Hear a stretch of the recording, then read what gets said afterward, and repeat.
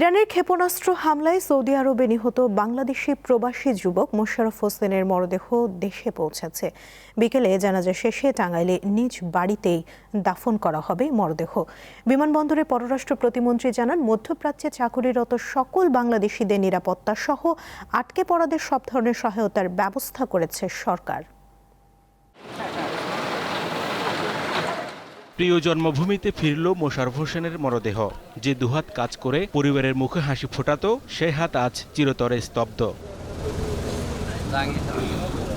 Saudi আরবে গত ৮ March ইরানের ক্ষেপণাস্ত্র হামলায় নিহত হন রেমিট্যান্স যোদ্ধা মোশাররফ হোসেন। তার গ্রামের বাড়ি টাঙ্গাইলের সখীপুরে। চাকুরি করতে ৮ বছর আগে তিনি সৌদিতে যান।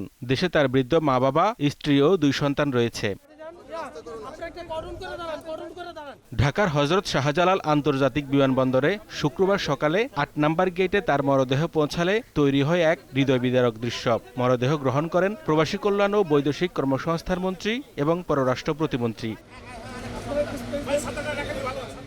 স্বজনরা জানান, পরিবারের একমাত্র উপার্জনকারী ছিলেন মোশাররফ। তারা সরকারের কাছে পরিবারটির জন্য সহযোগিতা কামনা করেন। এখন পিরিয়ড হোক রেগুলার বা হেভি, প্রয়োজন মতো কনফিডেন্স আছে ready. Play with confidence.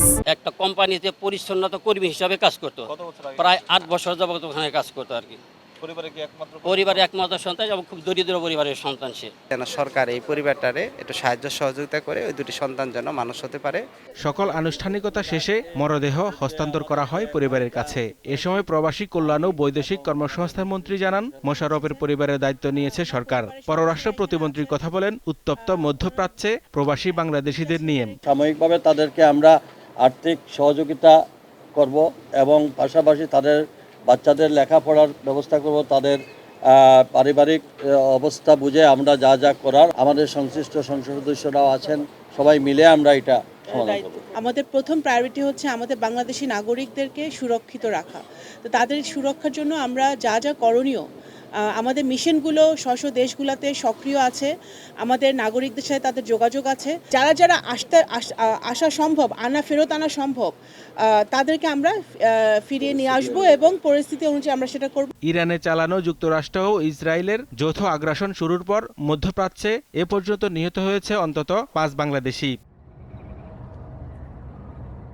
Hedayetullah সীমান্ত, দীপ্ত সংবাদ, ঢাকা।